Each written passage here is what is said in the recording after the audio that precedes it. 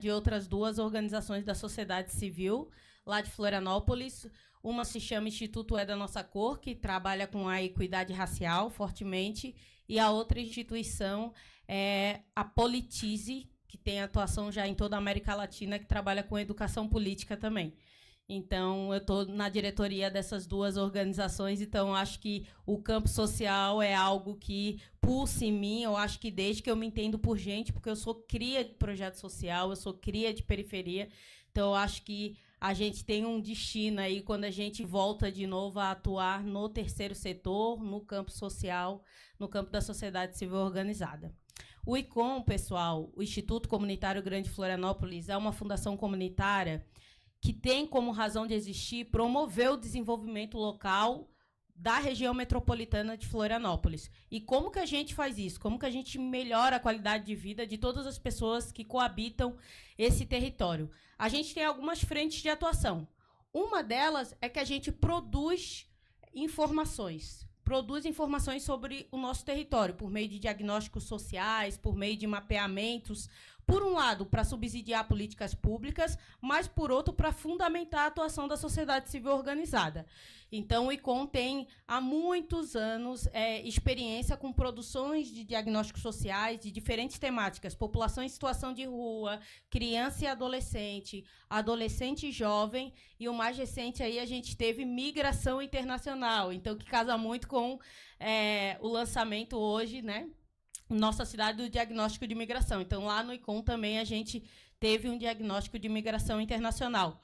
Uma outra frente de atuação do ICOM é que a gente fortalece a sociedade civil organizada. Significa que a gente oferece apoio técnico e apoio financeiro para as outras organizações da sociedade civil, popularmente conhecida como ONGs, coletivos e movimentos sociais também. Então, a gente faz isso por meio de assessorias técnicas gratuitas, especializadas para o campo social. A gente faz workshops e a gente também é uma organização que mobiliza e doa recurso financeiro por meio de editais.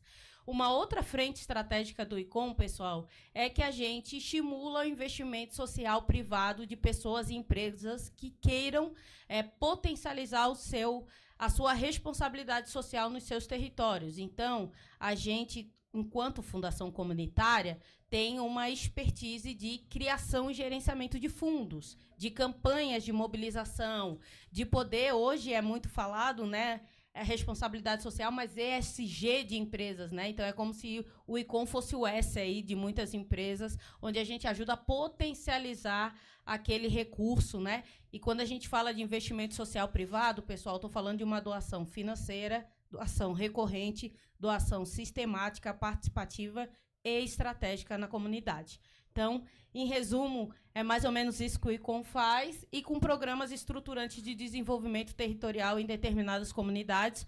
Hoje a gente está com um programa de 5 anos na maior favela de Santa Catarina, que é o Frei Damião. Então, a gente está com uma governança que depois eu posso trazer um pouquinho mais para vocês. Bom, boa tarde a todas, todos presentes. Também gostaria muito de agradecer a possibilidade de estar aqui com vocês, né? Para a gente é muito prazeroso poder fazer esse tipo de troca, esse diálogo. A gente já começou esse diálogo ontem, né? As pessoas que estão aqui vão acabar ouvindo muito das mesmas coisas que a gente conversou ontem, né? Mas é um grande prazer a gente poder se aproximar, né, de uma organização como a Nossa Cidade, que está promovendo, né, esse debate e o encontro, né, principalmente esse encontro, essa escuta. Isso é precioso. Acredito assim que é a potencialização, né, que vai se fazendo, né, de formiguinha em formiguinha, passo a passo, e isso é fundamental. O meu nome é Grace Luzi, né? Hoje eu estou como coordenadora de comunicação do Fundo Brasileiro de Educação Ambiental, o FUNBEA. Também vou falar um pouquinho, né, de quem eu sou, né? Eu sou formada em jornalismo, por muito tempo atuei na área de comunicação massiva, sou produtora audiovisual, documentarista, e isso foi o que me aproximou da educação ambiental, né, por trabalhar com pautas socioambientais. Também trabalhei com animação, né, tenho uma grande paixão por essa área, passei por alguns veículos e produtoras, e acabei encontrando a educação ambiental como uma ferramenta, né, de potencializar esse encontro humano, né, que para mim é muito, muito valioso. E o Funbeia, ele é uma organização que existe há 13 anos no Brasil, né, é, até onde a gente sabe, o único fundo, né, que trabalha com o fomento, né, de recursos financeiros e não financeiros para ações, né, e para projetos de educação ambiental, mas hoje a gente tem trabalhado muito com a ideia de um fundo para ação climática, porque o clima é o grande tema, é o grande guarda-chuva, né? Então, quando a gente está falando em racismo ambiental, a gente está falando em clima, a gente está falando em diminuir as desigualdades sociais, a gente está falando dentro, né, nessa perspectiva do clima. Então, é impossível hoje a gente não, né, não deixar de atuar com esse... Opa, boa tarde, seja bem-vindo. Consigo? Pode. Muito bem. Bom, enfim, e o Funbeia, essa organização, ela nasce, né, há 13 anos atrás, com sonhos de ambientalistas, né, de todo o Brasil, querendo apoiar, né, o território, chegar mais perto das comunidades, descentralizar recursos, né? Então, essa é a nossa missão, é fazer com que os grandes recursos, e hoje a gente olha também para o clima como uma fonte de recurso, né? A gente está aí em vistas da COP30, vocês sabem muito bem, e um dos maiores temas é o financiamento climático, né? Para adaptação, para mitigação, que é o que ninguém quer, né? Mas, infelizmente, é um recurso, né, que chega nos territórios, e a gente tem essa missão, então, de fazer esse processo de descentralização para que esse dinheiro chegue, de fato, nas comunidades, né? E a gente trabalha como? Né? Através dos movimentos e coletivos. Né? Hoje, a gente tem uma atuação muito forte no bioma da Mata Atlântica, principalmente na costa litorânea do estado de São Paulo, que ainda é um dos remanescentes, né, da Mata Atlântica muito conservado, né? Tem a região do Vale do Ribeira, por exemplo, é tida aí como a Amazônia Paulista, né? Quem tiver a oportunidade de conhecer, deve conhecer esse território, ele é de uma riqueza natural e cultural muito grande. A gente trabalha, então, muito centrado nessa área, fomentando esses grupos, esses coletivos locais e, principalmente, territórios tradicionais, né, de povos indígenas, quilombolas, caiçaras, né? Então, é um grande prazer, na verdade, poder tá próximo, né, pessoalmente falando, desses territórios. E eu acho que eu vou trazer um pouco para essa conversa a nossa contribuição, principalmente num território que foi afetado, né, por uma tragédia climática em 2023, que foi São Sebastião. Né? São Sebastião teve o registro, a maior chuva já registrada no Brasil, em 24 horas, né, que caiu exatamente sobre um território, e não à toa foi o território periférico, né? Foram pessoas pretas. A gente sabe que a crise climática ela tem endereço, né? E a gente lá em São Sebastião ficou muito claro, né? Porque tem uma estrada que divide, que é a Rio Santos, né? Ela começa lá em Santos, termina no Rio, e ela vai dividindo, e ela é um indicador social muito grande, né? De um lado da estrada você tem os sertões e as comunidades, e do outro lado da estrada você tem os grandes condomínios e todas as mansões de luxo, né? À beira-mar. E aonde você teve a maior taxa de mortalidade foi exatamente do lado da estrada, onde estão as periferias, né? Então, eu vou trazer um pouco para a conversa a nossa experiência de trabalhar nesse território, né, junto com essas comunidades e o que a gente viveu lá um pouquinho. E aí agora o nosso terceiro participante chegou, que é o professor da UFMG, José Eugênio. José Eugênio, eu queria que você se apresentasse e falasse no âmbito da UFMG, e se você participar também de outra organização, como que é a sua atuação nessa questão de emergência climática, mudança climática, engajamento com a população? Se pudesse falar um pouquinho sobre isso. A gente está na rodada introdutória, a gente vai desenvolver mais o assunto depois, mas só para as pessoas te conhecerem. Pessoal, então, boa tarde, né? Obrigado pelo convite. Não sei os nomes, né? Sou da Monique mesmo, né, Monique? Grace, Mariana, ok. Bom, eu sou do Departamento de Genética, Ecologia e Evolução, né?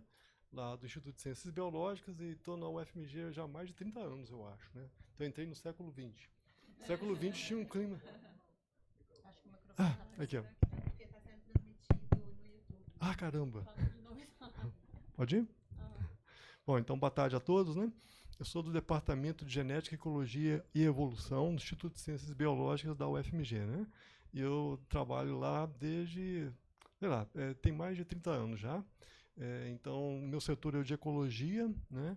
E então, ultimamente, eu tenho me dedicado bastante a essa parte mais voltada para os estudantes, né? Por exemplo, com alertas do que está acontecendo no planeta, né? Então, acho que a emergência climática, como tem sido chamado, eu acho que é extremamente importante, né? Eu acho que, quando eu abordo esses temas, muitos alunos, às vezes, não têm noção nenhuma do que se trata, do quanto que esse momento de agora é perigoso, né? O quanto que a gente precisa estar unido, a gente precisa estar consciente, a gente precisa saber votar, né? Então, passa pela democracia, né? E a gente precisa, então, que eu tento fazer, né? Passar as noções de ecologia, né? Eu tenho uma disciplina que eu criei recentemente na UFMG, que tem sido bem interessante, né? Chama-se Ecologia para Entender e Enfrentar o Antropoceno. Então, o Antropoceno é esse novo período, né, da história da Terra em que o homem deixa uma pegada muito grande no planeta. Infelizmente, não é uma pegada interessante, né? Então, a gente está perdendo ecossistemas num ritmo extremamente acelerado, né? O efeito do aquecimento global e suas consequências, né? Eles são complicados porque eles têm mecanismos de retroalimentação positiva. Então, você provoca, por exemplo, aumento de temperatura, né? As geleiras e as glaciares começam a derreter, Polo Norte, Polo Sul, né? Com isso, você tem problemas, por exemplo, como a possível paralisação da circulação oceânica. Então, são chamados de uma circulação chamada termoalina, então tem a ver com calor, né? Temperatura e concentração de sal. E isso impacta o planeta todo também. E, inclusive, se reflete na Amazônia também. Então, tem um artigo que eu ainda não li, chegou recentemente, né? Foi publicado na Nature, que fala que se essa circulação começa a ser impactada, as chuvas da Amazônia, por exemplo, né, vão começar a cair ainda mais, né? Então vai ficando um clima cada vez mais imprevisível, as chuvas vão ficando mais espaçadas, né? E aí você tem na Amazônia um problema seríssimo, que é o desmatamento, a grilagem de terras, né? E o avanço da fronteira agrícola, né? Que são seguidos de mais desmatamento, de mais queimadas, mais fogo, né? E isso tudo potencia esse efeito estufa, né? E tem consequências que são muito interessantes se a gente pensar do ponto de vista de racionalidade, né? Porque o agronegócio depende tanto das chuvas, né? A agricultura depende tanto das chuvas, mas eles estão destruindo, né, com essa agricultura totalmente criminosa, uma boa parte dela é criminosa, irresponsável, né? Eles estão destruindo as fábricas de chuva do planeta, os reguladores climáticos, né? E a floresta amazônica é um grande regulador climático, não só do Brasil, mas no mundo. E é responsável por boa parte das chuvas, né, que molha, né, o agronegócio. Então a gente está lidando com coisas desse tipo que são bem complicadas, né? E meu papel agora, então, é tentar passar esse tipo de informação adiante. Eu acho que um dos desafios que a gente estava falando muito ontem é essa questão educacional, né? No caso, você é professor, você está passando essa informação para estudantes, mas eu acho que essa questão educacional ela vai muito além de passar apenas para estudantes, mas para adultos também. Ontem a gente discutiu isso. Isso é um desafio não só por questão de tempo, mas essa questão de você motivar as pessoas para explicar para elas que isso é uma questão que afeta todo mundo. Não é um nicho só, está todo mundo no mesmo mundo, no mesmo barco. Aí eu gostaria também, agora nessa segunda rodada, de vocês falarem como que vocês lidam com essa questão de engajamento, porque a gente sabe que quando acontece o evento, a emergência, todo mundo fica no desespero. Mas como que vocês constroem essa relação assim de continuidade para as pessoas saberem que elas têm que participar também, né?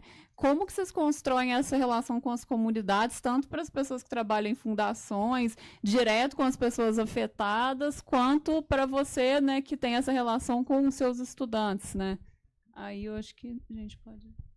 Acho que de uma maneira muito pragmática, para quem está aqui nos ouvindo, né, a gente vai compartilhar um pouquinho da nossa experiência, mais dos nossos desafios também, né, e da dinâmica viva que é a gente poder trabalhar com as comunidades no momento de emergência, né? E aí a gente fala de no momento de emergência porque a gente também trabalha nos momentos de normalidade. Eu acho que um ponto interessante que eu começo falando, acho que 2 premissas, né, gente, que vai subsidiar minha fala. A primeira é, nem toda ajuda é bem-vinda, e vocês vão ver que realmente não é. Às vezes ela pode atrapalhar muito o processo no momento de emergência, né? E a segunda premissa é em relação a... Putz, esqueci minha segunda premissa. Mas vai vir na minha fala. Mas essa questão, assim, Santa Catarina, ela sofre com fortes chuvas, isso já faz parte da nossa agenda, né?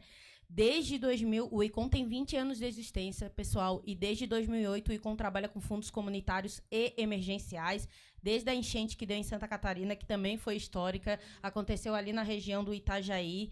Então, assim, foi uma grande tragédia ali para o estado de Santa Catarina. Então, o ICOM criou esse primeiro fundo e de lá para cá a gente vem aprimorando as nossas formas, né, de como trabalhar de uma maneira mais efetiva para apoiar nesse momento de emergência.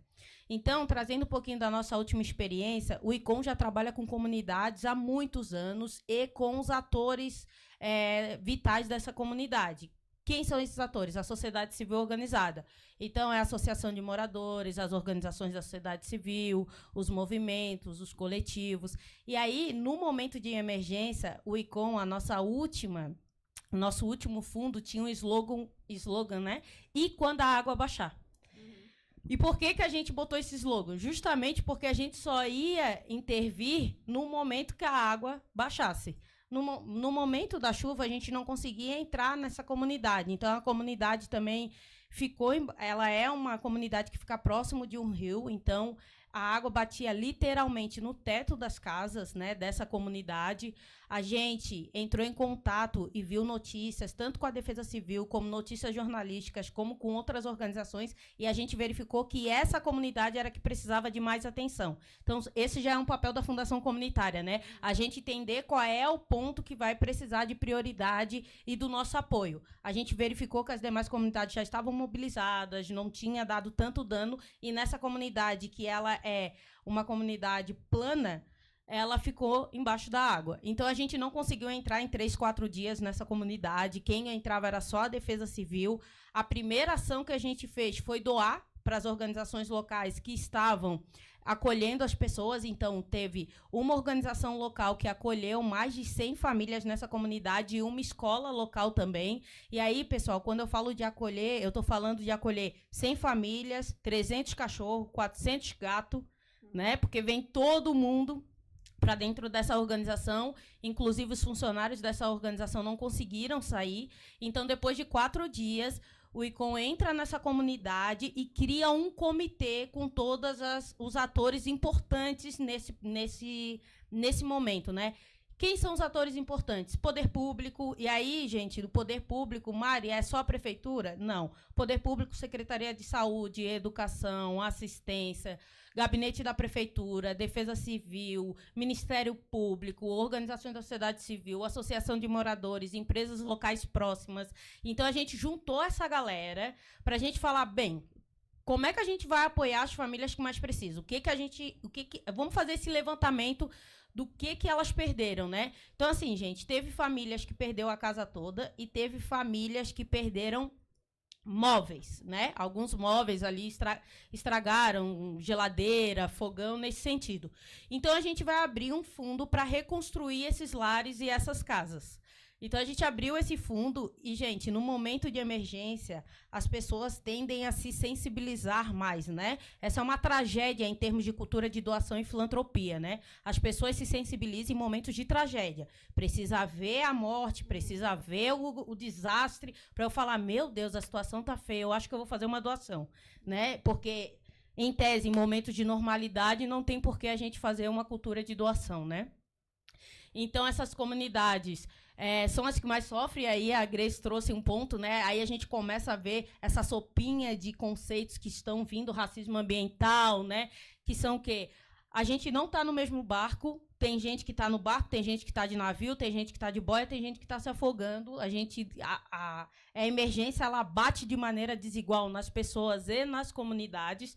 Então, esse é um ponto. E o que a gente viu? Muitas pessoas quiseram ajudar naquele momento. E aí, gente, um ponto que é muito importante, enquanto sociedade civil organizada, é a gente poder entender a necessidade daquela comunidade. Quando a gente falou que o fundo ia reconstruir algumas casas e apoiar na construção de móveis, eletrodomésticos nesse sentido, a maioria das pessoas falou, eu tenho um sofá na minha casa, eu tenho não sei o que. Gente, não cabe numa casa, dentro daquela comunidade, não cabe. Quando eu falo que a doação não é bem-vinda, é isso. Aquela comunidade ficou com montanhas de roupa, montanhas. Assim, de roupa. Se tu passava assim, ó, de carro, era montanhas de roupa, porque as pessoas jogavam como se fosse lixo no momento da emergência. Então, isso gerou um grande problema na comunidade. Roupa suja, roupa rasgada, roupa usada, roupa velha. Então, assim, a gente tem que cuidar na hora de doar, porque a gente tem que doar de acordo com a necessidade daquela organização ou daquela família. Então, esse foi um primeiro ponto. Gente, olha, tudo bem, mas a gente precisa entender que esse sofá ele não cabe nem dentro daquela casa lá.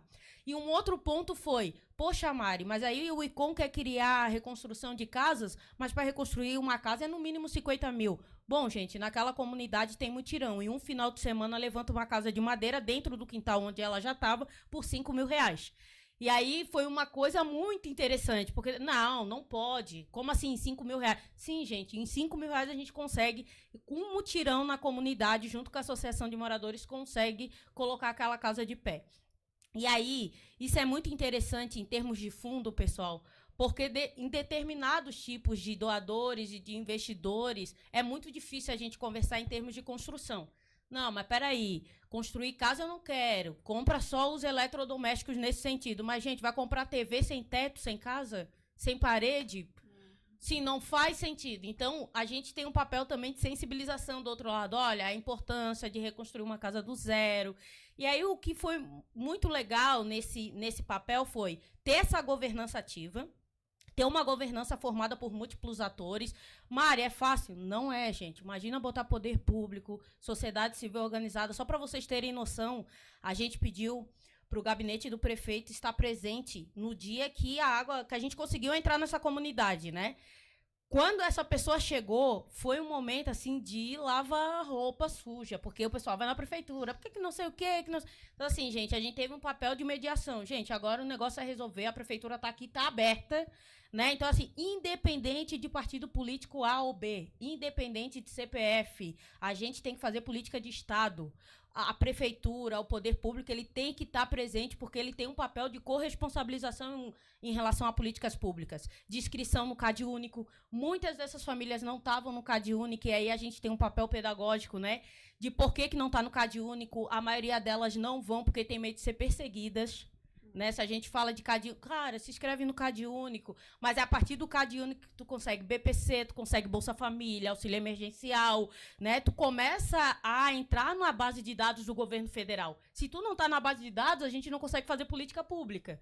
Então, todo esse papel é feito junto com essa governança, desde prioridades de apoio, quais são as famílias apoiadas. Gente, a gente tinha uma lista de 300 famílias, a gente endoidou, porque não tinha recurso suficiente para apoiar as famílias.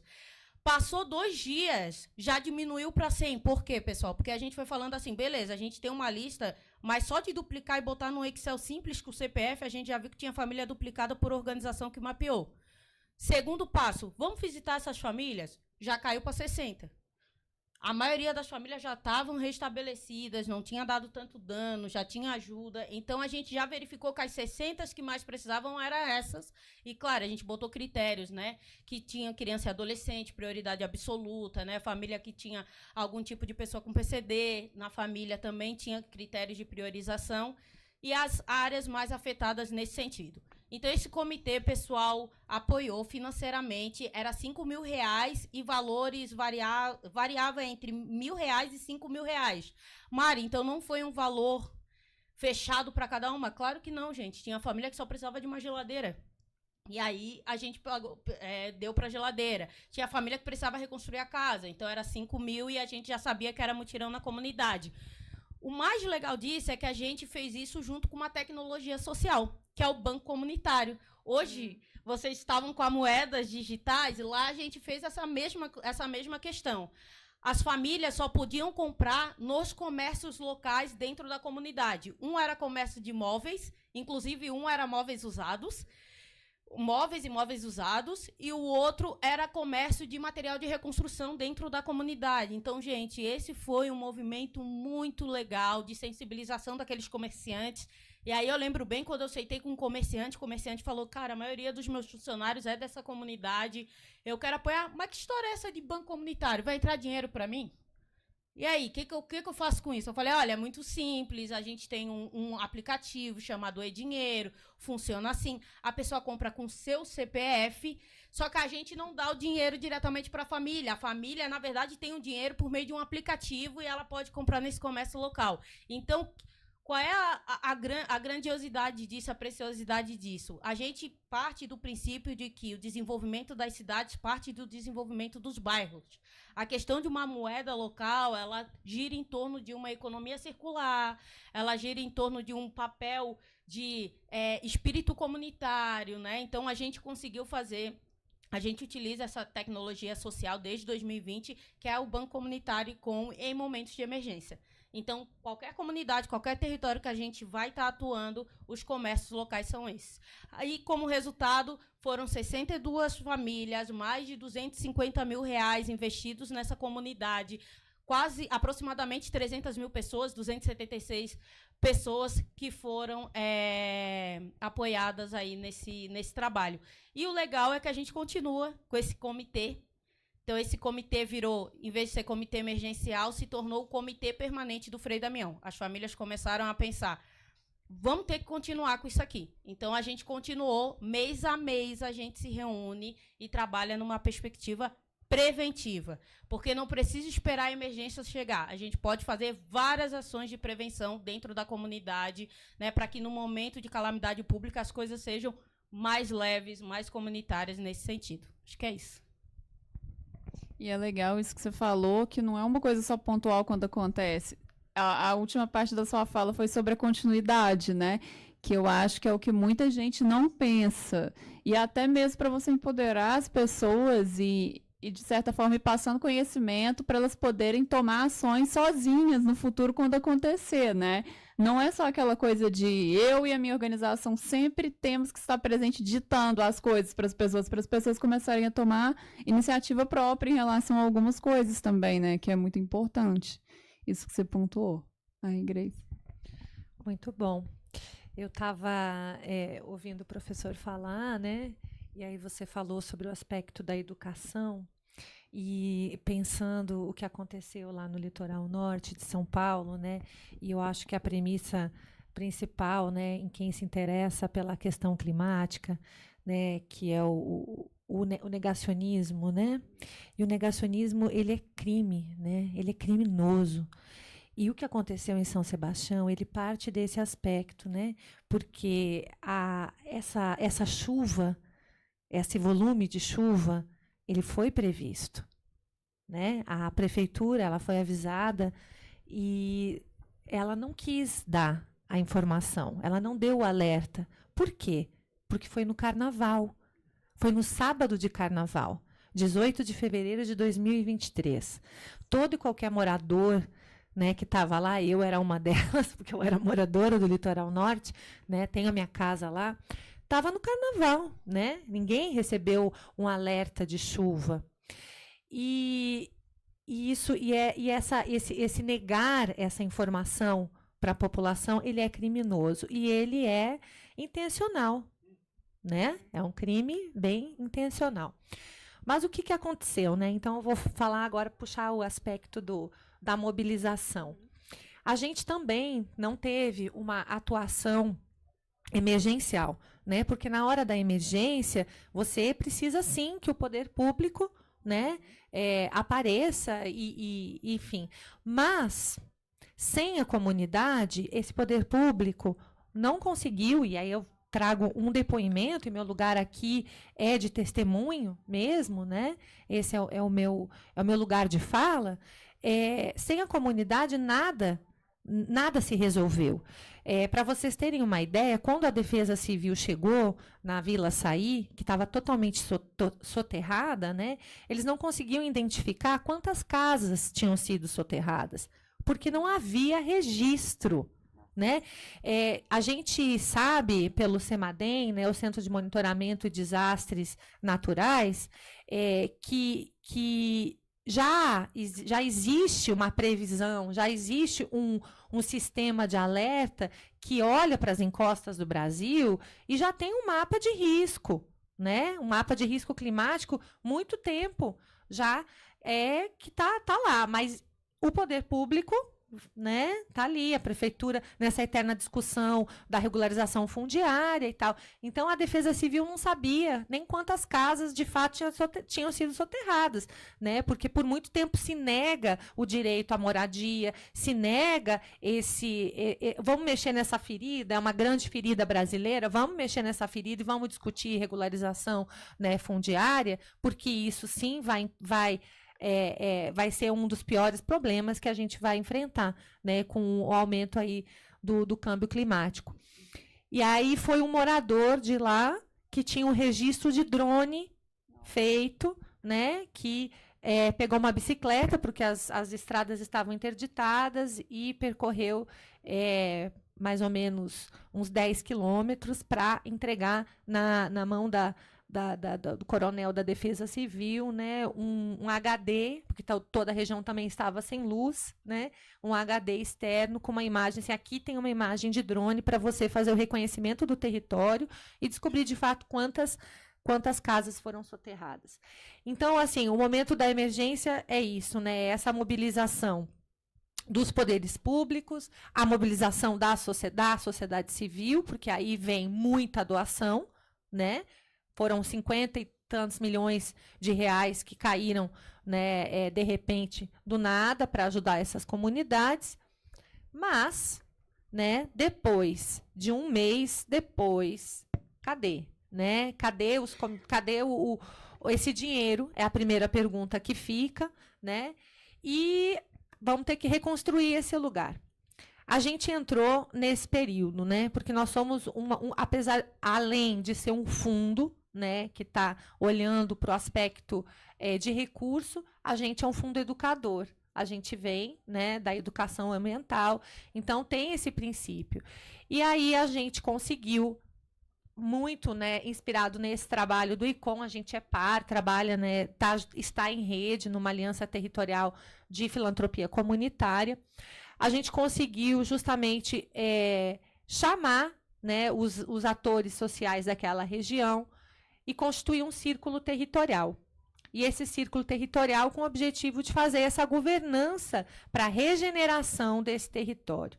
Porque não é só a reparação, não é a reconstrução. Aí a gente vai entrar, né, em estudos profundos de regeneração. E a regeneração, ela é do ponto de vista ambiental, ecológico, social, né? De atitudes, de ações, de empoderamento, de cidadania. Então, a gente conseguiu formular esse círculo territorial, né, com entes diferentes do setor daquela cidade, e aquele território ali tem uma característica que traz muito, então, essas comunidades tradicionais, né, e as comunidades tradicionais, indígenas, quilombolas, elas têm muito a nos ensinar, muito do ponto de vista ecológico, né, no ponto de vista regenerativo. Então, a gente traz eles para esse círculo, traz as lideranças periféricas, né, traz os empresários, traz o Ministério Público, e a primeira ação que a gente consegue com o círculo é: a gente quer esse dinheiro, né? Então, a gente consegue captar esse dinheiro, uma boa parte desse dinheiro, e lança a primeira chamada, né, no território. E essa chamada foi pela justiça e educação climática, né? Então, essa chamada, ela não tem o objetivo de reconstruir a infraestrutura do lugar, ela não tem o objetivo de sanar também a parte ambiental diretamente, mas ela tem o objetivo de fomentar os atores sociais desse lugar, que são os movimentos e os coletivos. Todo movimento, então, a gente já fez um mapeamento de todo o movimento que estava ali no território, fez a chamada totalmente desburocratizada, com o pessoal mandando vídeo, porque você imagina que entraram várias aldeias indígenas, né? Manda por vídeo a sua proposta. A gente não estava apoiando o projeto, a gente apoiou o coletivo. Você trabalha com clima? Qual a perspectiva? É com gênero? Você trabalha com clima e raça? Você trabalha com clima e juventude? Então, a gente apoia esses movimentos, né? E começa um trabalho muito sistêmico com eles, né, de comunidade de aprendizagem, para que juntos eles consigam fazer uma agenda territorial para a regeneração. Porque regenerar um território é um trabalho assim, muito de formiguinha, vai passar por muitos aspectos, né? Então, é isso que a gente se propôs a fazer no litoral, né, norte. E aí você vai se perguntando, né, quando você está trabalhando num projeto desse, será que esse negócio está funcionando? Será que é por aí? Aí, 2024, o ano passado, Porto Alegre passa pela Rio Grande do Sul inteiro, é devastado, né? Todo mundo acompanhou. E, casualmente, eu sou de Porto Alegre, casualmente eu venho de uma periferia de Porto Alegre, que foi um dos bairros mais atingidos da cidade, né? E aí eu vou só trazer isso para amarrar, porque o que aconteceu na rua onde eu nasci e cresci, né, que ficou completamente alagada, foi a falta de liderança comunitária. Na hora que tudo aquilo aconteceu, e aí, tá? Corre para onde? O que faz? Não havia mobilização. Lá no litoral norte, o dia seguinte da tragédia, se montou um grupo, um coletivo chamado União dos Atingidos, né? E eles estão lá na ativa até hoje, a gente apoia eles, tem um trabalho incrível, né, de comunidade de aprendizagem com as mulheres, principalmente as mulheres periféricas são as que estão lá na frente, que cozinha, que corre, que está apagando incêndio mesmo, né? E esse grupo se fortaleceu de uma maneira lá em Porto Alegre, mas não teve jeito. E até hoje, né, eu contando para a Mari, eu tive esse ano lá em julho, então tem um laço afetivo muito grande, né? E até hoje as pessoas estão completamente desmobilizadas lá, né? As pessoas estão lá perdidas nas fake news que correm, né, nos grupos de WhatsApp, nessa desinformação, nesse negacionismo, no Deus me salve, Deus me salve. Falei, gente, será que Deus não está cheio de ter serviço para fazer? O planeta é tão grande, né? Quem sabe a gente toma um pouco de responsabilidade para a gente fazer esse negócio junto, né? Para a gente se preparar, se adaptar junto. E aí, essa falta de recurso, essa falta de mobilização social, eu vejo 1 ano depois em Porto Alegre e continua a mesma, porque não, né, tá muito difícil, está muito difícil. As grandes organizações chegaram no território, mas não há organização, não há a nossa cidade, não tem um ICOM lá que vá, de fato, estruturar a escuta desse território, porque a organização de fora, ela vai chegar, ela vai assistir e ela não tem vínculo, né? Então, aí eu vejo lá no Litoral Norte, o pessoal já está se mobilizando para ir para a COP como case, para mostrar o que eles estão fazendo lá, né? E o que eles estão fazendo lá vai desde o replantio de Mata Atlântica, desde da briga, né? Porque é uma eterna briga contra a especulação imobiliária, que é o que mais pega lá, né? Para que, enfim, não polua o rio, não destrua a mata ciliar, até o empoderamento das mulheres para trabalhar com a economia circular regenerativa. Então, assim, eu coloco como um dos pontos chaves nesse processo de enfrentar as mudanças climáticas, a gente enfrentar coletivo, né? E escuta, escuta, escuta, escuta. Passando para o professor, eu queria te fazer uma pergunta extra, que é a seguinte: a sua relação de engajamento para fazer com que os alunos tenham consciência dessa situação, e também como que é a relação da Faculdade Específica Federal com a comunidade, né? Porque eu não sou das biológicas, eu sou das humanas, mas eu estudei na UFMG, e um dos meus primeiros professores lá, ele falava assim: gente, vocês têm que ter consciência, vocês estão estudando numa faculdade federal de graça, vocês têm que dar depois de volta para a comunidade, porque isso é uma obrigação que vocês têm. Então, como que é o relacionamento também da faculdade, né, uma vez que forma os alunos com a comunidade? E aí, se quiser citar projetos específicos, projetos de extensão, alguma coisa que seja feita direto, né, que as pessoas vejam, né, aquilo sendo refletido na prática. Bom, vamos lá, então. Está escutando direito, gente? Eu estou achando interessantíssima a conversa, que eu estou ficando muito surpreso, né, com a sintonia que a gente tem, né? É muito bom isso. Bom, há um bom tempo lá na UFMG, eu tinha um curso na pós-graduação chamado Ecologia do Fogo, né? Então, a ideia do curso era para formar os alunos, passar a ideia de ecologia do fogo, né, as teorias, como é que a gente lida com o problema do fogo, né? E as implicações do fogo, que são planetárias, né? Então eu tentava passar isso para os alunos de ciências biológicas, né? Na verdade, o pessoal já na pós-graduação, mestrado, doutorado, mas de vez em quando chegava lá um aluno de ciência biológica querendo entender também o problema, porque foi ficando cada vez mais evidente a necessidade de entender o fogo, né? E eu dei esse curso de Ecologia do Fogo durante um bom tempo, mas depois, né, eu sempre tive alguns bons amigos, né, nas brigadistas, né? E aí, nas conversas com eles, eu percebi que os brigadistas não tinham muita noção do que seria ecologia. Na verdade, não tinham noção quase nenhuma mesmo, né? Eles apagavam fogo, basicamente, né? E a gente precisava de trabalhar outras coisas além de apagar fogo, né? Então, o manejo integrado do fogo, né? Então, usar o fogo de uma forma sábia, inclusive para combater o fogo, né? Então, eu fiz uma experiência, isso nem lembro quando foi isso.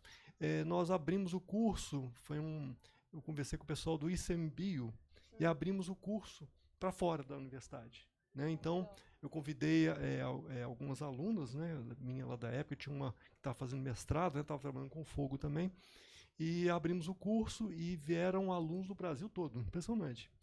Fomos para Diamantina, fizemos o curso lá, foram acho que 5 dias com prática de campo e tudo mais, né? E eu vi então como foi interessante abrir para brigadistas, por exemplo, né? E esses brigadistas não são só gente que apaga fogo, não. Tem o gestor de unidade de conservação, tem os analistas ambientais, tem gente de todo tipo que estava lá assistindo, né? Mas normalmente era o pessoal que estava muito empenhado mesmo em participar, por exemplo, de combate a fogo, que é o que a gente mais ouvia, né? Então, nessa época, eu comecei a perceber o seguinte: valia muito mais a pena, às vezes, abrir o curso para fora da universidade, né? Porque, por exemplo, nas minhas disciplinas na pós-graduação, a ecologia do fogo não tinha muitos alunos, mas quando eu abri o curso para fora, né, apareciam muitos mesmo, né, e durante a pandemia, como a gente não podia dar aula, né, presencial, eu falei, vamos dar o curso de ecologia do fogo, né, e entrei em contato com alguns brigadistas, né, o Rodrigo Belo, o Eduardo Elia Júnior, que é da Serra do Cipó, né, e tivemos turmas cheias, super participativas, né? Muito legal mesmo. Então, ao invés agora de ser uma disciplina da pós-graduação, né, eu não estou mais atuando na pós-graduação da ecologia, né? Eu estou numa outra pós-graduação que é para formação de professores de ensino básico, que é o Prof. Bio, né? Que é outra coisa também que eu acho muito legal. A gente tem que trabalhar com a educação lá embaixo, né? Preparar esses alunos e mudar um pouco a cabeça deles, porque o bombardeio de notícias falsas, de notícias perigosas, de coisas destrutivas é muito grande, né? Então, eu acho que eu tenho um papel que eu vejo também nesses meus cursos, né? Exatamente isso. Mas vamos lá, então nós abrimos agora, na verdade, antes de ter o curso deu um passo muito significativo, foi porque uma professora, colega minha da universidade, né? Ela falou para uma outra que era a ex-pró-reitora de extensão, professora Cláudia Maiorga, né, do curso de Ecologia do Fogo. A Cláudia Maiorga, ela é da UFAFISH, né, Ciências Humanas, psicóloga, e ela mora na Serra do Cipó e é brigadista na Serra do Cipó. Então ela está sempre combatendo fogo, aquela coisa toda. E a Cláudia Maiorga ficou sabendo que eu tinha lá uma proposta de extensão chamada Ecologia do Fogo, mas não tinha muito engajamento, né? E com a ajuda da Cláudia, foi fantástico. O curso deu uma guinada muito grande, né? Então nós começamos a abrir o curso com mais frequências, né? A gente já fez vários cursos, né? Vários, assim, não são muitos não, mas basicamente 1 ou 2 por ano, né? O próximo vai ser inclusive na Fazenda Experimental da UFMG em Pedro Leopoldo. Mas nós já fizemos curso lá, 2 recentes no ICMBio, lá no Parque Nacional da Serra do Cipó. O último foi no Parque Nacional da Serra do Gandarela, né? E aí vem brigadistas, vem os gestores de área de conservação, vem o pessoal, no caso do Gandarela, né? O pessoal que trabalha lá nas minerações, porque eles também têm fogo na mata, né? Então, muita gente interessada, vem os voluntários, e é muito fantástico esse curso. E, em especial, falando da questão de popularizar o curso, de abrir o curso para dar oportunidades. Qual que é a ideia da ecologia do fogo, dela ser extensão? Eu percebi que os brigadistas não tinham noção da importância deles no planeta Terra, né? Que é muito grande, né? Então, são pessoas que vão, por exemplo, arriscar a vida para combater fogo numa floresta, né? Combatendo esse fogo, eles vão ajudar a conservar um pouco da biodiversidade, vão conservar cursos hídricos, né? Vão, às vezes, proteger populações que poderiam, de alguma forma, ser desfavorecidas com os incêndios, que perdem animais, perdem hortas e uma série de coisas, né? Então, um dos objetivos do curso de extensão é exatamente isso, né? Dar ao brigadista a chance dele se enxergar como um ator extremamente importante nessa luta atual, né, que é a luta contra as mudanças climáticas, contra o negacionismo científico, né, contra a burrice, que parece uma carreta numa ladeira que perdeu o freio, né, toda carregada. Né, então, a gente tem que trabalhar muito isso. E, coincidentemente, no penúltimo curso que teve, né, no ICMBio, ele foi um curso especial, porque o ICMBio mesmo, que é o Instituto Chico Mendes de Biodiversidade, né, eles sempre apostaram muito nesse curso de Ecologia do Fogo. Mas eles tiveram, então, uma ideia genial. Vamos fazer um curso de manejo integrado e ecologia do fogo. Então, vieram especialistas de Brasília, né, Cláudia e... esqueci o nome da outra, depois eu lembro. Igual você, também com os lapsos de memória, né? Mas pessoas fantásticas que trabalham mesmo com manejo integrado do fogo, né? Em diversas localidades do Brasil.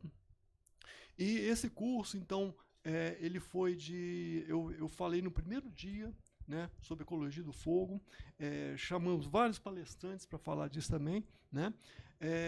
Mas aí tinha uma parte muito especial, que era exatamente de possibilitar o contato entre o pessoal da universidade, com os brigadistas, com os gestores de unidade de conservação, com os analistas ambientais, com as populações, né, que estão nessas regiões atingidas pelo fogo. como é o caso da Serra do Cipó, que está queimando muito, né? Sempre queima muito. Então, esse curso ele teve uma sacada muito bacana da professora Cláudia Maiorga, né? Que foi um curso para a formação de brigadas femininas. Então foram 30 alunos no curso, a maior parte deles, né, eram mulheres, né, foi fantástica a experiência, né, super bravas, né, então são exemplos notáveis. Né, às vezes o pessoal que vai para a Serra do Cipó, sobe aquela serra lá carregando bomba costal que é pesadíssima, aqueles abafadores, dias de sol assim, muito quente, né, temperaturas escaldantes, né, e o pessoal todo vestido com aqueles equipamentos de proteção mesmo, né, combatendo o fogo. Então imagina como esse trabalho é desumano e perigoso, porque é estresse físico, estresse mental, porque eles podem ser vítimas do fogo, né? São situações bem complicadas mesmo. Então foi notável assim o empenho das mulheres brigadistas, né, que foram então diplomadas, né, nesse curso, né? E o último dia do curso ele terminou, o penúltimo dia, na verdade, à noite, começou com um fogo prescrito, numa parte do Parque Nacional da Serra do Cipó, que era um fogo que foi provocado, né? Como um treinamento. Então, como você inicia um fogo, como você planeja o fogo, né? Como ele deve ser monitorado para que ele não escape de controle, né? Ele começou numa noite do último dia, né? E no último dia esse fogo continuou. Então foi para que uma área de gramíneas, né? Que caso fosse queimada, poderia se propagar o fogo, né? Para um cerrado próximo e para uma mata importante dentro do parque também, né? E aí as brigadistas foram fantásticas, porque elas fizeram todas as práticas, né, referentes ao MIF, manejo integrado do fogo, né? Então, no caso não todas as partes do MIF, mas de manejo do fogo, né? Então, colocando fogo, combatendo fogo, controlando o fogo e entendendo toda a teoria por trás, né? Então, essa foi uma experiência das mais fantásticas que eu tive, né? E a gente, então, continuou tendo contato com esses grupos de brigadistas, né? E sempre tentando incentivar que eles se comuniquem, né? Que eles troquem ideias, que eles ajuntem se ajuntem quando tiverem que combater, né? Fogo fora de controle. Então, a gente tem esse trabalho que eu acho que é muito legal. E tem um reconhecimento grande, eu acho, sabe? Os brigadistas se sentem prestigiados. Eu acho que era coisa que eles não sentiam, não. A gente tenta colocar, vocês são grandes, né? Vocês têm um papel muito importante na nossa história. Acabou que você deu a resposta para a terceira rodada de perguntas que eu ia fazer, porque vocês vão ver quando a gente lançar o fundo, propriamente o site, uma das coisas que todos os nossos fundos têm é um espaço para as pessoas enviarem projetos. Então, eu queria que a gente falasse agora mais pontualmente de projetos que as pessoas das comunidades, podem ser estudantes, podem ser pessoas que estão morando lá, possam fazer no dia a dia, continuamente, e não numa situação que elas tenham que esperar alguma coisa acontecer. Então, por exemplo, eu vou começar desse lado agora, porque eu acho que tem muito a ver com essa parte de ecologia, mas também para você não ser sempre a primeira pessoa a falar, essa questão de uma das coisas mais importantes até para a captura de carbono, a questão de reflorestamento, né, que tem tudo a ver com essa questão de mudança climática, né? Então, assim, o que as pessoas podem tentar fazer numa esfera micro que seja uma coisa que ajude nessa questão de frear um pouquinho as mudanças climáticas. Aí você pode dar um exemplo tanto da comunidade quanto dos próprios estudantes também, né? Então, assim, semana que vem quero começar a fazer um projeto, me dá uma ideia do que eu posso fazer e que não seja tão burocrático assim, que eu não tenha que procurar prefeito, que eu não tenha que procurar órgão público. Uma coisa que eu posso fazer, vamos supor, no meu quintal ali, do lado da minha casa, né? Para que todas as pessoas tenham essa noção também de eu sou parte disso, eu posso fazer alguma coisa sem ter que ter um conhecimento técnico absurdo, sabe? Ronique, sua pergunta é super interessante e era o meu último slide que eu tive para apresentar, sabe? Porque eu sempre costumo fechar, às vezes, minhas aulas, minhas palestras com uma fala de uma é ativista ambiental, bióloga, uma pessoa que foi fantástica no nosso mundo, já foi embora, né?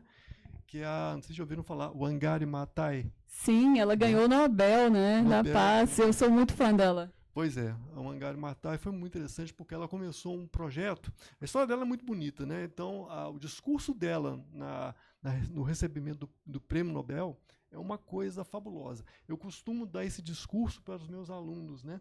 Com uma das tarefas. Vamos entender o discurso, o que ela quis dizer com isso, que é tão grande, tão bonito, tão poderoso, né? Então, é uma das minhas aulas preferidas, quando eu posso falar dela, né? Junto com o Carl Sagan, por exemplo, né? Que eu ia falar do pai do ponto azul, né? Mas a Wangari Maathai, eu acho que é uma coisa que a gente deve pegar como uma referência, né? Porque ela percebeu que na região que ela vivia na África, que era na Tanzânia, né? As matas estavam sendo derrubadas, os cursos d'água estavam secando, né? Então ela falou disso na entrega do discurso dela no Prêmio Nobel, né? E que ela, quando era menina, ela costumava ir não sei se com a mãe dela, sentava lá com os pezinhos dentro d'água, via os girinos, via peixe, via a vegetação aquática, o ar era fresco, as árvores faziam uma sombra bonita e tudo, né? E ela depois, quando maior, né, viu tudo destruído, né? Pessoal passando fome, violência, uma série de problemas, né? Então, ela começou um movimento, falou assim, gente, se a gente não fizer alguma coisa, nós não vamos ter água, nós vamos ter comida, nós vamos ter educação e as pessoas vão ser sempre escravizadas, né? Isso eu acho que é outro ponto extremamente importante, né? O que ela fez? Um movimento chamado... Começou de porta em porta. Ela batia na porta das vizinhas delas, né? E convidava para plantar árvores. Gente, procurem saber quem foi essa mulher. Eu acho que até para difusão de pessoas que... Wangari Maathai. Olha só, ela era uma bióloga queniana. Ela ganhou o Prêmio Nobel da Paz. Infelizmente, muito pouca gente sabe disso. Ela tem uma história maravilhosa, né? Que é essa que você está contando. E as pessoas têm que saber quem é essa pessoa, porque é um exemplo, assim, é muita inspiração, né? Ela tem uma frase que eu gosto muito, que é que eu sempre apresento no meu slide final, né? Que é assim, nós não podemos desistir, devemos a todas as formas de vida do planeta, né, o direito de todo dia se levantarem, né, e caminharem. Né? Então, é um respeito enorme, né, a todas as formas de vida, né, todos os diferentes do nosso planeta, né, inclusive da nossa própria espécie, que muitas vezes são tratados como diferentes. Né? Então, é uma coisa bem complicada. Mas a Wangari Maathai, então, ela começou esse movimento, né? E esse movimento ganhou uma força tão grande e teve um reconhecimento internacional, né? E ele virou o movimento Green Belt, né? Que seria o cinturão verde da África, extremamente promissor, né? E acho que é um exemplo para todos nós. Então, aquela coisa, se ela esperasse talvez o governo local, ela não ia ter feito isso, né? E elas então começaram a plantar árvores, e com o plantio de árvores veio a semente do conhecimento, né? Do respeito humano, das práticas sustentáveis, da noção de ecologia, da noção de direitos humanos. Então ela começou a trabalhar tudo isso, né? Nesse momento, né? E é um movimento tão fantástico, e ela é pouco conhecida mesmo, né? Então, infelizmente, todo mundo depois joga no Google, procura sobre a vida dela, e isso é importante também porque às vezes o movimento entre as pessoas ele ganha tanta força que o poder público fica sabendo e quer participar. Né? Então, às vezes, eu acho que quanto mais força ganha, mais vai chamando outros atores para poderem participar. Então, não necessariamente a gente tem que ficar esperando só o poder público fazer alguma coisa. Se fizer, ótimo. Exatamente. Mas a gente mora num país também, acredito que tenha sido o dela, né? Que a gente, muitas vezes a gente sabe que tem vários locais que o poder público não chega, na realidade é essa.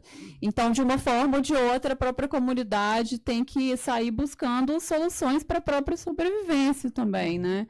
Então, essa questão de projetos, qualquer projeto, o que vocês falariam para uma pessoa que chegasse e, gente, quero começar a atuar amanhã, me ajuda, me dá alguma ideia? Fazer o contrário? Bom, a gente tem trabalhado muito com a ideia das soluções locais, né? As soluções locais E a gente ainda lá no FUNBEA, a gente puxa as soluções locais coletivas, né? Porque sem coletivizar, a gente também tem um problema, né? Porque se a Angari não tivesse ido de casa em casa e formado um movimento, talvez, né, ela até não ia nem estar sendo tão reconhecida assim. Então, assim, acho que é super importante, né, a gente ter uma atitude, tomar um primeiro passo, ter uma autossensibilização, né? Mas acho também complicado a gente querer se responsabilizar por algo que é coletivo, né? É uma construção.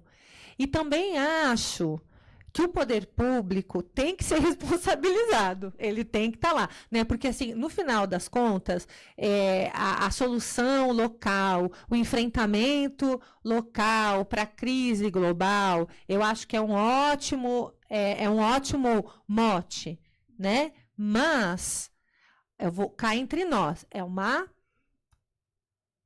sacanagem, tá? Colocar a solução de um problema global, a responsabilidade que foi criada por um sistema capitalista nas mãos das pessoas. Acho maravilhoso que a solução venha do território, e acho que o território tem muito para ensinar, o tradicional tem muito para ensinar, o indígena tem muito para ensinar, né? O quilombola tem muito para ensinar, porque eles não são os responsáveis por isso, né? Então, assim, acho maravilhoso que a gente faça campanha de racionalização da água. E, claro, a gente não vai escovar o dente com a torneira aberta, tomar banho de 30 minutos, mas é importante a gente saber que 72% da água consumida é do agronegócio, né? Então, assim, a gente trabalha com essa premissa da solução local. Tem um projeto maravilhoso que a gente apoia lá, que é o Mangue do Araçá. É um pescador que tomou o seu conhecimento do mangue. Ele mora no mangue, né? É um mangue que está praticamente devastado pelo porto, ou seja, né, pelo interesse econômico que não chega nele, né? E esse cara hoje está fazendo replantio de mangue. Você sabe o que isso significa de um ponto de vista ecológico. É quase impossível. E ele faz. Não, é incrível. O trabalho dele e o coletivo é ele e os filhos. Tá? O coletivo Mangue do Araçá é praticamente ele e os filhos. Ele desenvolveu uma tecnologia baseada na natureza, que ele pegou umas banheiras antigas, assim, né, que o pessoal descarta muito banheira, e vai lá e pega aquelas banheiras, e ele reproduz, né, o movimento da maré, da água doce, né, com a água salgada, a entrada, a saída. Ele faz isso, a mudinha cresceu, ele vai lá no meio do mangue e planta. Sistematicamente. Só que, assim, hoje a gente entende o trabalho dele, né, e apoia o trabalho dele para dar visibilidade, né, a essa questão. O mangue é uma das chaves, né, quando você fala em carbono, né, o mangue é um ecossistema extremamente importante. Mas a gente sabe que ele e que a família dele e aí a gente, do ponto de vista documentarista, estou fazendo um documentário com ele, a gente chama Contra a Maré, né? E assim, aí você tem uma imagem dele na canoa dele de Caiçara e aquele enorme navio no fundo da Petrobras. Uma imagem, eu gosto muito disso, né? Fala mais do que 1000 palavras, né? Então, assim, essa luta, gente, ela né, a gente não pode responsabilizar e não pode colocar. É claro que eu preciso fazer a minha parte, mas eu acredito que a mobilização social, e por isso eu acredito no coletivo, por isso que eu acredito, sim, que a gente tem que... Eu não sei o que fazer, eu não sou pescadora, eu não sou quilombola, eu não sou agricultora, eu moro no meio da cidade, o que eu vou fazer? Eu vou falar com todo mundo, eu vou na Câmara, eu vou eu vou efetivar o meu papel cidadão. Então, isso eu posso fazer, né? Eu penso assim, pessoalmente, né? E eu acho que a nível institucional, a gente sempre vai estar olhando, sim, para a força do território, né? Por isso eu digo, é a escuta, é a mobilização, e eu acho que essa é uma das chaves, assim.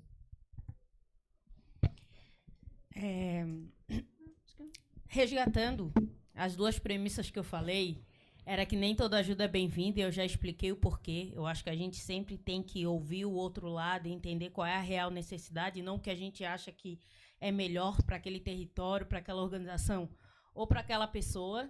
E a outra questão, gente, que eu trouxe também, e é uma premissa, é que as pessoas, no campo de uma cultura de doação, as pessoas tendem a doar em momentos de tragédia. As pessoas tendem a se sensibilizar, a se engajar, a se envolver em momentos de calamidade pública e de tragédia. Dito isso, a gente está trabalhando muito numa... O que vocês estão vendo hoje é muita questão do clima, mas numa questão de prevenção.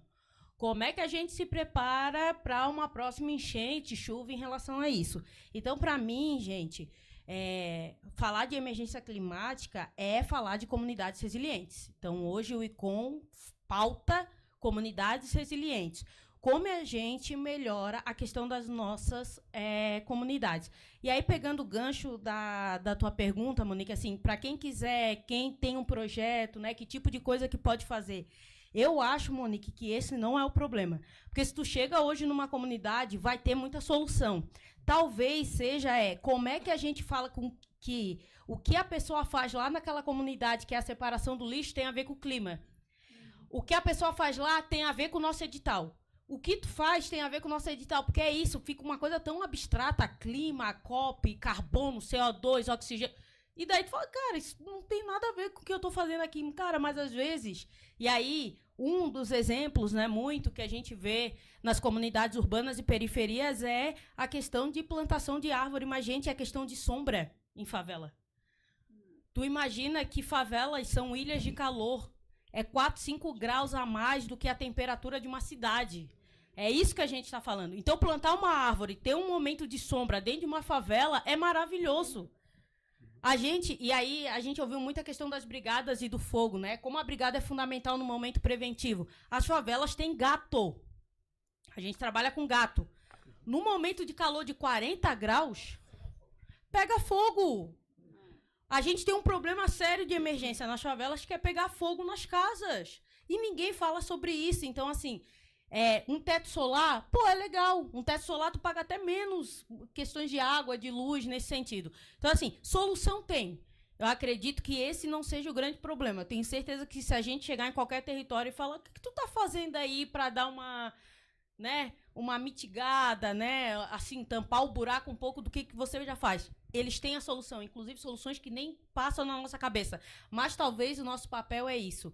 A gente tentar aproximar cada vez mais questão de COP30, clima, essas coisas que estão acontecendo, que são política de país, tá, gente? De país para país. O que está acontecendo hoje é uma reunião de COP que vai acontecer em Belém, né? E já está acontecendo o ano todo, mini COPs aí, mas o COP é uma reunião de países, governo federal, né? De como que a gente pode tentar reparar os danos que nós, seres humanos, causamos. Porque tem a ver com isso, né? Porque voltar atrás a gente já não consegue mais, tá, gente? A gente entrou num ponto, como diz a Defesa Civil lá de Santa Catarina, num ponto de inflexão. Não conseguimos mais resguardar as futuras gerações, né? Então, assim, como é que a gente tenta... Sei lá, vamos tentar, então, pelo menos não entrar num colapso tão rápido, porque a situação tá feia. E aí a situação está mais feia a nível local também. Então, assim, os problemas que a emergência traz, a gente já tem problema urbano muito forte. E aí uma coisa que a gente fala muito quando a gente fala de fundos também, e cultura de doação, é que a gente não vê isso num quilombo ou numa comunidade indígena. Percebam, se vocês vão, quem aqui tem vó? Vó, vai para casa de vó, tem aquela família grande ainda, porque hoje as famílias são cada vez menores, né? A minha, graças a Deus, ainda é uma família grande, 300 filhos, 400 netos, 300 bisnetos. A gente ainda tem isso. No quintal da minha avó, gente, a minha avó ganha um salário mínimo. E se tu vai lá todo domingo, tem feijoada. É um almoço demais. É muita comida, comilança, é celebração, é samba. E se chega uma amiga tua, tu vai, senta pra comer. Tem. chega mais gente de fora? Entra, que tem samba, tem... Assim, talvez o que a Grace fala é muito real. A gente tem que aprender muito, porque a gente está numa lógica muito capitalista, liberal e individualista. Essa questão de cultura e doação, de falar, eu preciso ter muito dinheiro para doar, vem dessa lógica. Não vem da lógica de quilombo, de terreiro, de comunidade indígena, de comunidade periférica. Percebam isso. Em momentos de emergência, gente, a comunidade já está toda mobilizada. O que foi, fulano? Vem para minha casa, que não sei o quê, eu já faço isso, eu já faço aquilo. Já sabe, já tem uma dinâmica, uma percácia de sobrevivência. Então, sabe as soluções. Então, assim, talvez o que a gente possa muito aprender é inverter um pouco essa lógica de doação, inverter e aprender muito com comunidades de base, né, muito mesmo, assim, de como que a gente pode doar em relação a isso e trazer territórios mais resilientes. Eu dei um exemplo simples de uma árvore numa comunidade que tem um espaço de sombra, tem teto solar, gente, a gente fez um parquinho, sabe? Então, talvez assim, ó, Mari, mas o clima tem a ver com o sol. Gente, às vezes é algo, às vezes é falar, fica 7 dias sem água. Às vezes é a gente também fazer um poço, que tem muito no Nordeste, poço coletivo. Cacimba é um poço, inclusive, tem o Instituto Cacimba, eu estava com eles essa semana, inclusive eles estavam falando da gênese, do nome do Instituto Cacimba, né? E Cacimba é um poço coletivo. Todo mundo constrói e pega água. Isso é muito do Nordeste do Brasil. Talvez seja isso que a gente precisa fazer, com o apoio de um fundo, enquanto sociedade civil organizada, sem deixar, de novo, corresponsabilizar todos. Academia no seu papel de pesquisa e extensão, poder público no seu papel de política pública e garantia de direitos fundamentais e sociais, sociedade civil no seu papel de mobilização comunitária, local, articulação e flexibilidade de doação também, mas não só isso, né, de garantia de direitos mesmo, de apoio nesse movimento, e iniciativa privada.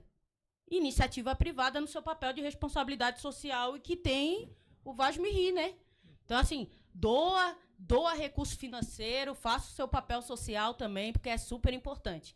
Então, acho que é isso, assim, eu acho que a gente sai disso com uma perspectiva de comunidades resilientes, que o que fica nas nossas conversas é muito isso, gente, é a gente entender e talvez evidenciar para as pessoas que sim, tem como fazer muita coisa em momento preventivo e de normalidade.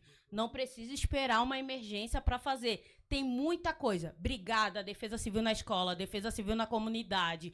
A gente consegue preparar bem a comunidade, tá? Para esses momentos que vão acontecer, né? Só fazer um complemento aqui, você falou a questão de plantio de árvore, né, que seria uma coisa muito bem-vinda, igual o Angari Matai, né, propôs, né? Mas lá em Lagoa Santa, eu moro lá, né? E quando eu fui para lá, me casei e fui para lá, né? Construímos nossa casa num condomínio, né? Todo cheio de árvores do cerrado, uma beleza, né? Muito bacana mesmo, né? E a primeira coisa que eu falei com o arquiteto é o seguinte, olha, vamos construir sem derrubar uma árvore, né? Teve que derrubar uma, teve que tirar uma árvore, mas a casa no meio das árvores mesmo. E eu sou representante da UFMG no Conselho Consultivo da APACAST, né?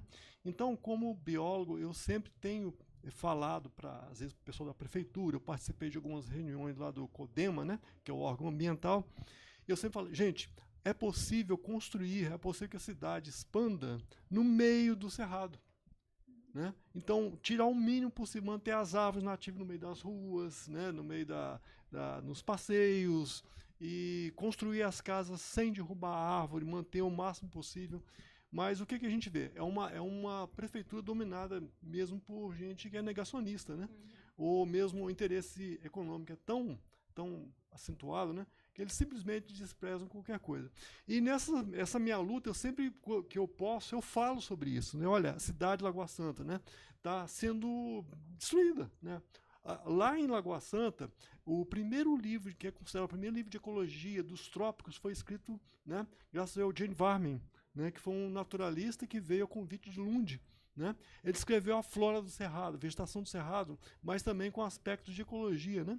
Então, uma vegetação riquíssima, uma vegetação fantástica, né? Uma fauna fantástica, e tudo sendo destruído, né? E aí, a gente pensa o seguinte, eu notei, por exemplo, quando você fala de construção, por exemplo, um arquiteto, os arquitetos não têm preocupação, por exemplo, de construir uma casa harmonicamente, com o lote, por exemplo, respeitando as árvores e tudo mais, né? Muito menos os engenheiros, né? O pessoal das imobiliárias, né? Então esses grandes empreendimentos, eles não têm a menor preocupação, a menor visão, o menor respeito com a natureza, né? Então eu acho complicado, porque eu acho que seria uma alternativa muito legal tentar combinar, tentar promover esse tipo de conscientização, sabe? Mas trabalhar com a população já é difícil. Muitas vezes o pessoal tem uma percepção muito negativa das árvores, né? A árvore suja com folha a grama, né? Então, se eu vejo lá com os meus vizinhos, né, que têm mais posses, né, o que eles fazem? Derrubam tudo, plantam grama, né? E aí caem as folhas das árvores do meu lote, por exemplo, né? Se caírem lá, eles vão achar ruim, né? E era uma região fantástica. Eu tinha lá em casa, né, eu recebia visita de esquilo, de coruja, né, de tucano, né? Esses animais estão todos aparecendo, é uma pena. E então eu falo, olha, se a gente não aprender, isso é o mínimo, seria construir, tentar, olha, a cidade tem tantas áreas verdes nativas, né? Cerrado, matas de transição para a Mata Atlântica, que são matas decíduas, né? E o plano diretor da cidade foi mudado, foi alterado há alguns anos, né? E as regiões que eram rurais viraram urbanas. Então é trator e motosserra funcionando dia e noite, né? Um desrespeito total com a região, né? Com tudo que aquilo representa do ponto de vista histórico, biológico, né? E em termos de sistemas, né, que ajudam a minimizar um pouco das mudanças climáticas, né? Então, você manter as matas em pé, os cursos d'água, né? Nem cursos d'água estão sendo respeitados, né? Então a gente lida com o desafio muito grande, né?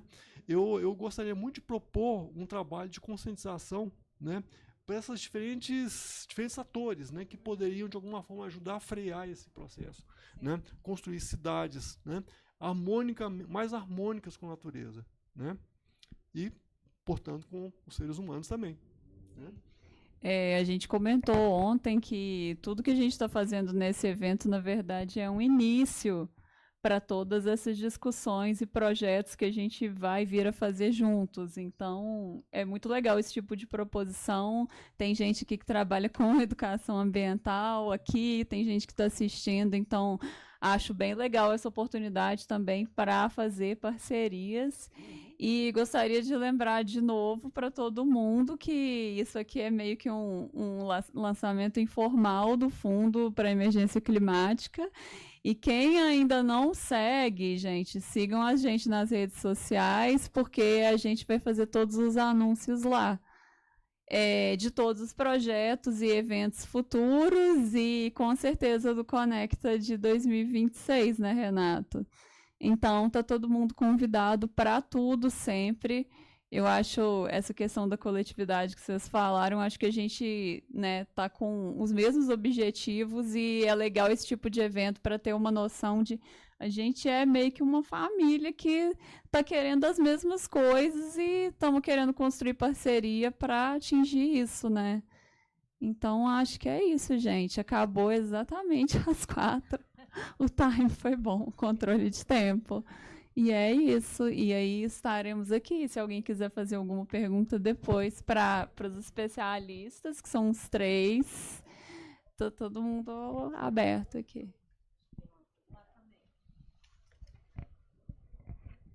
Eu queria fazer uma humilde contribuição, porque eu ouvi falar em sensibilização, em motivação, em engajamento, em conscientização, né? Eu sou um arquiteto, não desses que você falou, né? Eu estou promovendo uma ecovila, construir com adobe, fiz telhado vivo, etc., entendeu? Mas eu sou um criador de jogos cooperativos, educativos e conscientizadores. E eu aposto muito para a transformação do mundo na educação. Então, eu me dedico muito aos jogos que trazem um propósito de fazer isso. E eu sou de Porto Alegre também.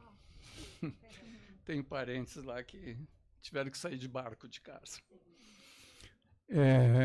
Então, eu estou atualmente motivado até por uma estudante da Universidade do Paraná, que ela está fazendo ciências ambientais, e me ligou porque ela queria comprar um jogo da Carta da Terra, né? E ela perguntou assim, mas vocês não queriam dar consultoria? Porque ela está fazendo um TCC e queria fazer um jogo porque ela quer se dedicar à educação ambiental. Eu disse, uai. Né? Eu sou gaúcho, mas uai. Eu estou há 20 anos aqui. Né? O que você quer fazer? Não, eu moro em Matinhos, que é dentro de um hotspot, né? Como é que se chama? Hotspot, né? Da Mata Atlântica, e eu gostaria de fazer um jogo. E nós estamos criando um jogo. E eu acho que, assim, que é para jogar isso nas escolas. Né? E o jogo, assim, nós colocamos a fauna das florestas, do mangue, da restinga, né? Mas tem cartas predadoras, ações humanas predadoras, e cartas regeneradoras. Né? Mas tem uma carta que fica assim, que dá pelas tantas, entra no jogo, que acaba com o jogo quase, que elimina uma opção de espécies. Se chama emergência climática. Então, assim, eu tô querendo trazer assim, que é um projeto que está em andamento, está em criação, né? E eu gostaria de colocar isso em todas as escolas do Brasil. Então, estou colocando isso porque vocês têm instituições, né? Inclusive na FMG também podemos fazer isso, né? Porque é uma ferramenta, ela não vai resolver problema. Ela não resolve, o jogo não resolve problema, mas ela motiva. Ele engaja de uma forma que não é racional, intelectual. Entra por aqui e não por aqui. Né? Os jogos. Então, é isso, assim, né? Eu imagino que isso possa ser espalhado. Eu até estou começando a fazer um projeto para ver se aprovo em alguma instituição para ter recurso, né? Para isso. Mas é isso, eu estou colocando como mais alguma forma de trabalhar. É a forma que eu posso, que eu tenho condição. Você queria falar? Educadores da nossa cidade. Que ótimo.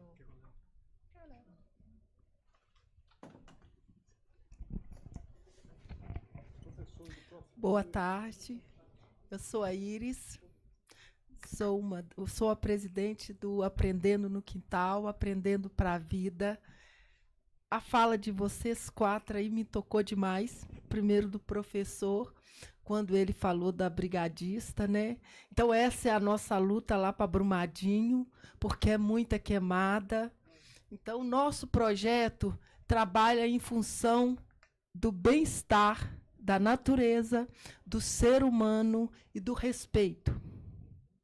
É uma luta constante, né, que a gente tem que ter. Inclusive, essa semana que vem, nós vamos ter lá o curso do brigadista. E você me tocou quando você falou assim, vai de casa em casa. E é isso que eu vou fazer. Eu vou de casa em casa, vou convidar as pessoas, porque eu acho assim que para ser brigadista, não devidamente certa idade, não precisa de ter certa idade, né? Pode ser todo mundo tirando de menor. Porque quando há fogo, não fala onde que vai ser. Pode ser no fundo do seu quintal. Então eu vou fazer o que você falou, de ser de convidar as pessoas para estar lá nesse dia, fazendo esse curso. Esse curso vai durar 2 dias. Então, eu vou fazer questão que seja idoso, jovens, pré-adolescente, que estejam lá, porque o fogo não é brincadeira. E esse projeto nosso é um projeto de consciência, né? É um projeto de união dos povos. Que vocês também sejam bem-vindos a estar lá no Aprendendo no Quintal. Quem tiver ideias boas, a gente está recebendo de braços abertos. E eu tenho muito a agradecer o respeito que vocês tiveram quando ficaram sabendo do projeto Aprendendo no Quintal, que começou tão simplesmente, começou com muita dor, devido a muita dor, a muitos acontecimentos. Aí mas a minha irmã, ela deu um problema, depois ela vai falar do probleminha que ela deu, ficou nós duas.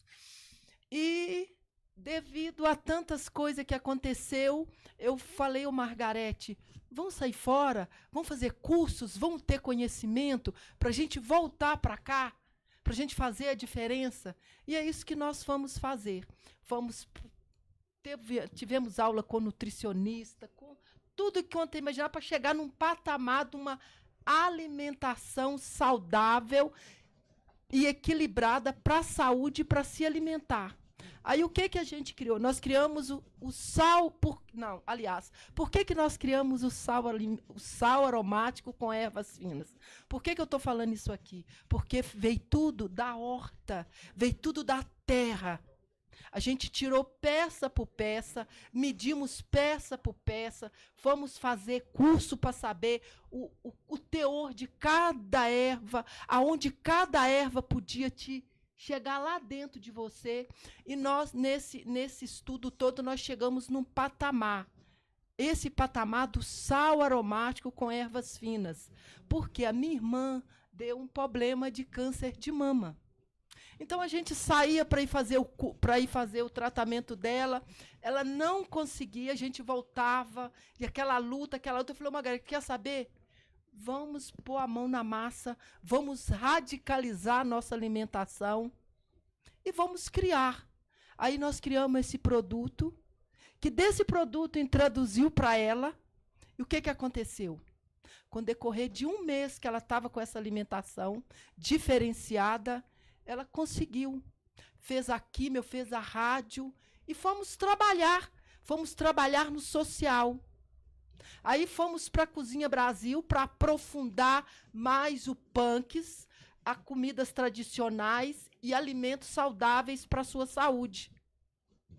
E nisso eu falei, Margarete, já que a gente aprendeu tanta coisa diferente, vamos dar uma aula de culinária, porque nós estávamos em plena pandemia, nós não queríamos que criança ficasse na rua, porque não estava tendo aula. Foi 2 crianças só. Aí eu falei, então vamos dar essa aula aqui na cozinha para 2 crianças, para não ficar para a rua, porque a nossa comunidade não é muito grande, mas devido a ter criança, fica na rua. Bom, foi 2 crianças para essa aula de culinária. Quando foi no outro dia, chegou 8 crianças. Nós não convidamos. Essas 2 crianças, convidou o resto das crianças. E foi só aumentando, e criança, e criança, e criança. Inclusive, até os vizinhos falaram, meu Deus, vocês 2 não têm nada o que fazer com esse tanto de criança o dia inteiro. E só que dessas crianças nasceu a Áurea Pura, que nasceu aprendendo no quintal, aprendendo para a vida. Que de tão simples foi tomando caminho, foi tomando campo e cresceu. Cresceu que nós criamos o respeito do ser humano, o respeito das entidades, que quando fica sabendo do nosso projeto, do que a gente faz, eles vêm querer participar, querer contribuir. Então, essa fala dessa pessoa foi abençoada. Quando ela falou, Deus abençoou a boca dela. Porque a única coisa que a gente queria era coisa simplesinha. Cuidar de crianças para não morrer, porque estava morrendo demais devido à pandemia, a gente queria lá. E nisso o projeto foi crescendo, e aí está aí o Aprendendo no Quintal. E eu, obrigada por vocês estar apoiando, viu? Foi de muita valia tudo que vocês fez. A gente pôde crescer mais, como pessoa, como lá no projeto mesmo, atender mais gente. E agora, obrigada, eu vou passar para a Margarete, que agora ela acaba de falar. Esse projeto aqui foi um dos projetos apoiados lá no Brumadinho, na Regenerativo, e no vídeo do IDES, que foi a websérie de todas as fundações e institutos comunitários, né, tem do ICOM lá também, foi gravado lá. Então, essas 3 princesas aqui, vocês estão vendo lá no vídeo institucional da nossa cidade. Né? Ah, obrigada. Então, vocês vão ver nós lá e vão saber mais um pouquinho o que é o projeto Aprendendo no Quintal, Aprendendo para a Vida. Boa tarde, eu sou Margarete Moreira, né, uma das mentoras do Aprendendo no Quintal, Aprendendo para a Vida. O Aprendendo no Quintal é resgate de valores. Eu vejo ele não só como planta, mas eu vejo ele aqui fora, o resgate de valores, o respeito aos nossos idosos, às nossas crianças, os nossos adolescentes e também os nossos animais. Porque o mundo hoje está precisando disso, e a gente está precisando cada vez mais debater mesmo, falar mesmo, cobrar das nossas instituições, né? Porque para chegar no Aprendendo no Quintal, tem uma história de vida muito forte. Ele não chegou à toa. Eu falei para minha irmã, entrando na nossa área, eu falei com ela assim, inclusive eu estou vendo muita gente, mas não estou vendo os de casa. E realmente aconteceu. O Aprendendo no Quintal trouxe multidões. Nosso quintal, a gente serve no fundo do quintal, debaixo das árvores. Já foram gringos, já foram lá no Paquistão, sabe do nosso projeto. Entendeu? E em 2016 eu dei um câncer de mama. No final de 2015 perdi minha mãe, 4 semanas depois veio esse laudo em mim. Então, assim, eu fiquei, né? Você sabe como que a gente fica, o que é mãe pra gente. E o social agarrou a gente, levou a gente para fazer curso, para fazer aula, né, socialmente falando, para mexer com a nossa mente, porque ficou nós duas. Nós duas foi plantar para a gente não entrar em depressão, cuidado que o nosso pai deixou, que é o quintal. Aí a gente criou uma agrofloresta no fundo do quintal e plantamos de tudo um pouco. E nós colheu tudo muito. De cenourinha, beterraba e tudo grande, gente. Graviola era quase 6 quilos. Eu tenho as fotos aqui. Então, assim, eu tomava para minha saúde, né, que era para levantar a imunidade, e nós duas fez a muda e plantamos. Hoje a gente colhe. E todas as palestras, reuniões que a gente vai em Brumadinho, que a gente foi muito apoiada, eu estou acabando meu tratamento aqui no Alberto Cavalcante, graças a Deus. A gente leva o suco da graviola, a gente espalha. Se foi bom para a minha saúde, né, também pode ser bom para quem está ao meu redor, para a sociedade. E eu só tenho a agradecer todo mundo pelo apoio ao Aprendendo no Quintal. E por eu estar dando a volta por cima, eu estou fazendo a diferença na minha sociedade, que é Brumadinho. Saúde e paz para todo mundo.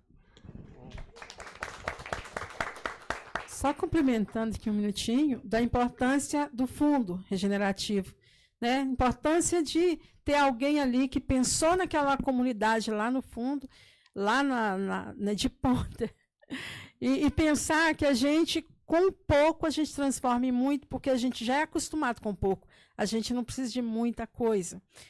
O conhecimento, a sabedoria e a ancestralidade a gente tem. Então, a gente só precisa de alguém que dê a mão e fale assim, ó, vamos ali. E aí, buscando esse conhecimento, agradecer a vocês por essa oportunidade, que Deus nos abençoe e que a gente sempre envie essas sementes do bem para vários lugares. A gente queria agradecer a Grace, a Mari e o José Eugênio, dando uma voluntários usando para vocês. Toda vez que vocês olharem para ela, vocês vão lembrar dessa experiência aqui. E isso. É isso aí, gente. Depois a gente vai... Dá para escolher outro tamanho, depois a gente faz isso no off. É isso, gente. Muito obrigada. Muito prazer te conhecer. Aqui eu vou te mandar uns slides, então, pode ser? Pode. A gente pode conversar depois, porque tem muito projeto legal, né? Eu acho que tem muito projeto. Eu adorei as falas aqui, que aprendizado, viu? Eu tenho Maravilhosa. Nossa, Grace. Grace, né? Prazer, professor. Bom, Grace. Eugênio, né? É isso. Prazer, adorei. Prazer também. Participar da mesa do senhor. Muito aprendizado. Obrigada, tá?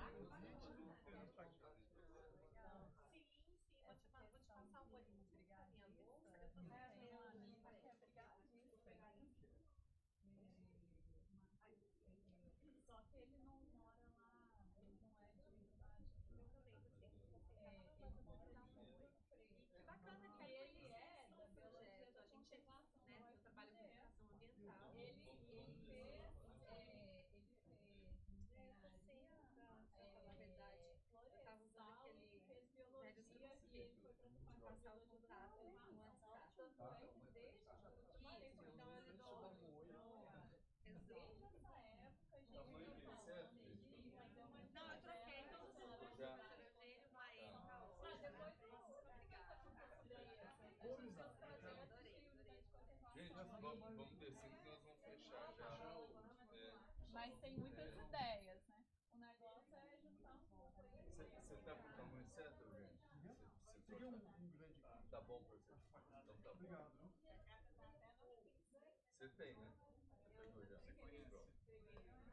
Então vamos, gente.